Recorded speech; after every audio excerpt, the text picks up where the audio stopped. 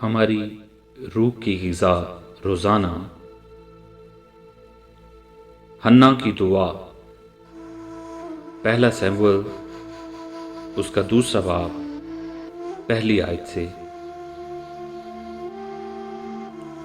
اور حنا نے دعا کی اور کہا کہ میرا دل خداوند میں مگن ہے، میرا سینگ خداوند کے طفیل سے اونچا ہوا، میرا منہ میرے دشمنوں پر کھل گیا ہے، کیونکہ میں تیری نجات سے خوش ہوں۔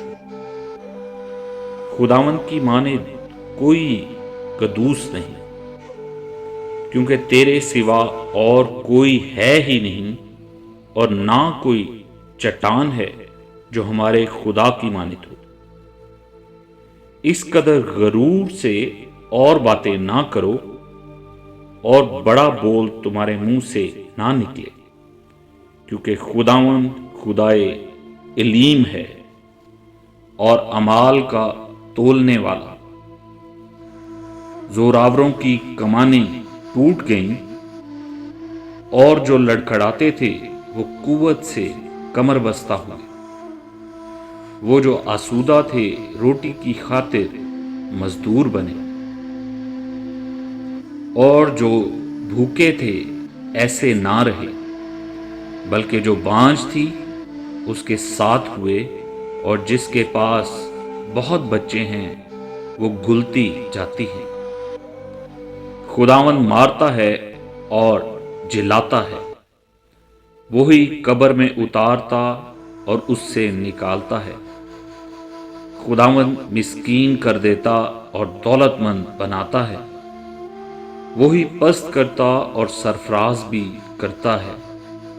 وہ غریب کو خاک پر سے اٹھاتا اور کنگال کو گھورے میں سے نکال کھڑا کرتا ہے، تاکہ ان کو شاہزادوں کے ساتھ بٹھائے اور جلال کے تخت کے وارث بنائے، کیونکہ زمین کے ستون خداوند کے ہیں، اس نے دنیا کو انہی پر قائم کیا ہے۔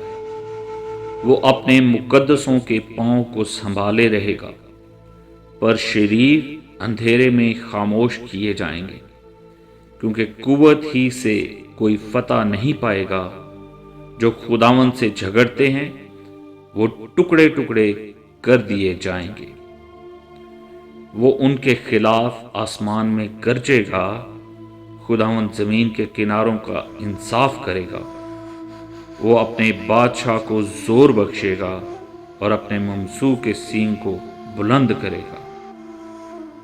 خداوند کے پاک کلام کے پڑھے اور سنے جانے پر اس کی کثرت کی برکت ہو۔ آمین۔